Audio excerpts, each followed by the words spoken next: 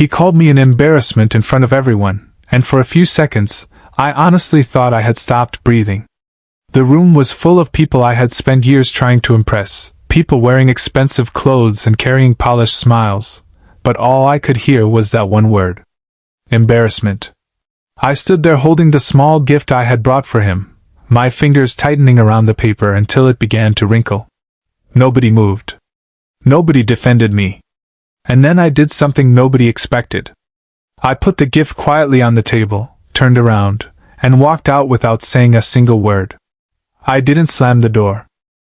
I didn't cry in front of them. I didn't beg him to reconsider.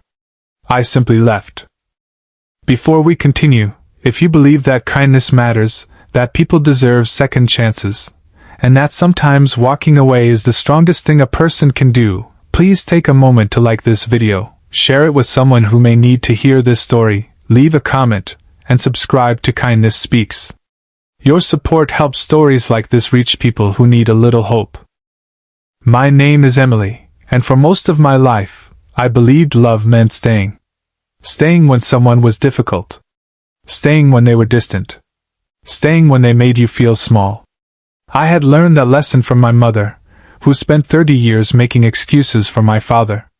Whenever he forgot her birthday, she said he was busy. Whenever he criticized her cooking, she laughed it off. Whenever he ignored her feelings, she told herself that marriage required patience.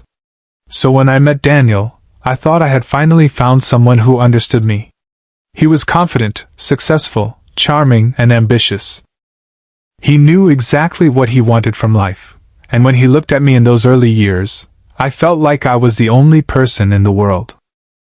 I was different from him in almost every way. Daniel came from a wealthy family. His father owned several businesses, and their home looked like something from a magazine. My parents had lived in a small rented house where the kitchen window wouldn't close properly during winter. I had worked through college, saved every coin I could, and eventually became a primary school teacher. I wasn't ashamed of my life. I loved my students. I loved the little drawings they gave me, the handmade cards, the excitement in their eyes when they finally understood something they had struggled with for weeks. But Daniel gradually began to see my simple life as something beneath him. At first, the changes were small. He stopped introducing me proudly to his friends and began making jokes about my inexpensive clothes.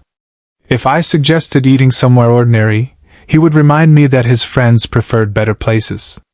When I talked excitedly about a student who had overcome a difficult challenge, he would smile politely and change the subject. I kept telling myself that everyone had flaws. I told myself that love wasn't supposed to be perfect. And whenever he hurt me, I became an expert at forgiving him before he even apologized. After we married, things became quieter but more painful. Daniel didn't insult me every day. Sometimes he could be incredibly kind, which made the difficult moments even harder to understand. He would bring flowers home unexpectedly, remember little things I had mentioned months earlier, and hold my hand when we walked through crowded streets. Then, without warning, he would make a comment that cut deeper than any argument. He would tell me that I didn't understand his world. He would complain that I didn't know how to behave around important people. Once, when I accidentally spilled water at a formal dinner, he stared at me for the rest of the evening as though I had committed some unforgivable crime. Still, I stayed. I stayed because I remembered the man he had once been. I stayed because I believed people could change. Most importantly, I stayed because I thought leaving meant admitting that I had failed. Then came the night that changed everything. Daniel was being honored at a huge corporate celebration. His company had just secured the largest contract in its history, and hundreds of guests were expected to attend. For weeks, he had been preparing for the event. I wanted to make the evening special for him, so I spent several nights working on a small handmade gift. It wasn't expensive. It wasn't wrapped by a professional. But it contained photographs from the early years of our relationship, small memories that I thought he had forgotten. There was a picture of us eating street food during our first year together, another from our tiny apartment, and one from the day he had asked me to marry him. I believed the gift would remind him of where we had started. Instead, It reminded me of how far apart we had become.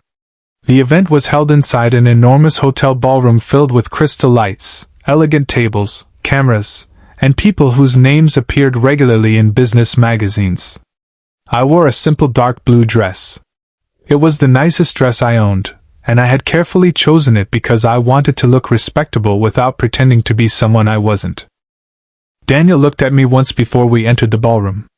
His eyes moved from my shoes to my dress, and something changed in his expression.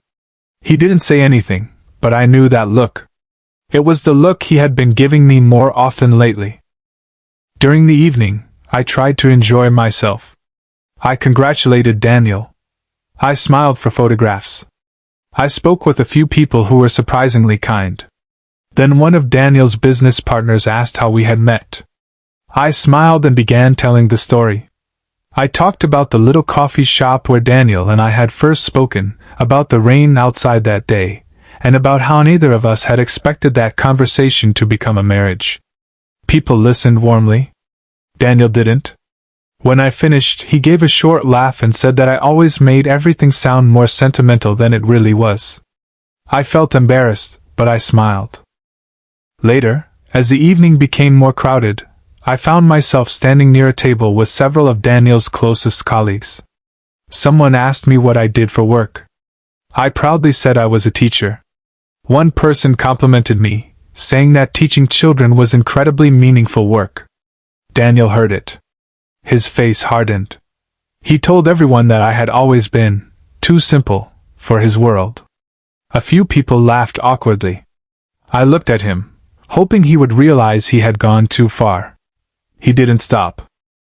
He said that sometimes he was embarrassed by the way I spoke, the way I dressed, and the way I behaved around his colleagues. Then he looked directly at me and said the sentence that shattered something inside me. He called me an embarrassment. The room seemed to disappear. I looked down at the gift in my hands.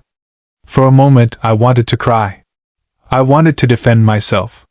I wanted to remind him that I had been beside him when his business was struggling, when he had doubted himself, when he couldn't afford the lifestyle he now enjoyed. I wanted to tell everyone that behind his success was a wife who had quietly supported him. But then I realized something. I didn't need to prove my worth to anyone. I placed the gift on the table. I looked at Daniel one last time, and I walked away. No argument. No explanation. No dramatic goodbye. Just silence. I walked through the hotel lobby, out the glass doors, and into the cool night air.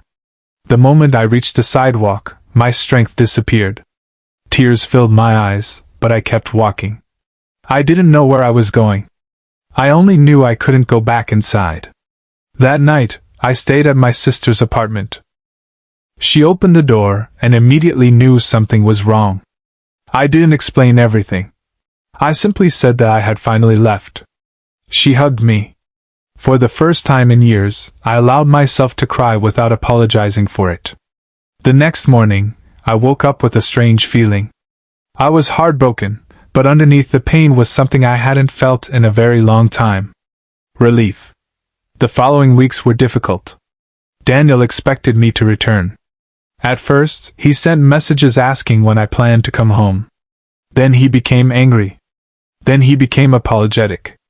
He promised that he had only said those things because he was stressed. But I had heard that explanation before. This time, I didn't respond. I returned to my classroom. Something unexpected happened there. My students noticed that I was different. Not sad exactly, but quieter. One little girl left a folded piece of paper on my desk. Inside was a drawing of a woman standing beneath a large tree, surrounded by children. Underneath it, in crooked handwriting, she had written that her teacher was strong. I stared at that drawing for a long time. I realized that I had spent years trying to become impressive enough for one person while completely forgetting how valuable I already was to others. So I began rebuilding my life. I took evening classes. I started a small reading program for children whose families couldn't afford extra tutoring. I organized donated books and created a free weekend learning group at the community center. At first, only 6 children came. Then 12. Then 20. Months passed. The little program grew into something much larger. A local newspaper eventually wrote a story about the project. Donations started arriving. Other teachers volunteered. Parents began asking how they could help. What started as one woman trying to heal her own broken heart became a place where children could discover that their circumstances didn't have to determine their future. And then, one afternoon, Daniel walked into the community center. I saw him standing near the entrance. For a second, my heart raced. He looked different. Less confident. More tired. He had probably expected to find the woman who had once waited for his approval. Instead, he found me standing in a room filled with children, books, teachers, and volunteers. He told me that he had seen the newspaper article. He said he had been proud of me. I listened quietly. Then he admitted that he had spent months thinking about that night. He said he finally understood that the person he had called an embarrassment had been the person who believed in him before anyone else did. I didn't feel triumphant. I didn't want revenge. I simply realized that sometimes people only understand your value after they lose access to you. He asked if we could start again. I looked at him and thought about the woman I had been on that hotel staircase months earlier, crying because someone had convinced her she wasn't enough. I didn't hate him. But I had changed. I told him that forgiveness didn't always mean returning to the same place. Sometimes forgiveness meant releasing someone without allowing them to hurt you again. Then I thanked him for coming. And I walked back into the classroom. That evening, after everyone had left, I sat alone among the books and children's drawings. Through the windows, the city was beginning to darken. I thought about the night I had walked away without a word. For a long time, I had believed silence meant weakness. Now I understood. Sometimes silence is what happens when you finally realize you don't need to fight for a place where you are not respected. Leaving didn't destroy my life. It gave me the chance to build one. And perhaps the greatest lesson was this: the moment someone makes you feel ashamed of who you are, you should never rush to become someone else just to earn their approval. The right people won't ask you to shrink so they can feel bigger. They won't make you embarrassed about your kindness, your simplicity, your work, your dreams, or your past. They will see those things and understand that they are part of what makes you valuable. If this story touched your heart, please don't just watch and move on. Like the video, share it with someone who may be struggling to find their worth, and subscribe to Kindness Speaks. Sometimes one story reaches someone at exactly the moment they need it most. And before we end, I have a special request for you. In the comments write, "I will never apologize for knowing my worth." If you've ever had to walk away from someone who made you feel small, you don't have to share your personal story unless you're comfortable. Just leave those words as a reminder to yourself and to anyone reading them. Because sometimes the strongest goodbye isn't spoken. Sometimes you simply leave. And for the first time in your life, you choose yourself.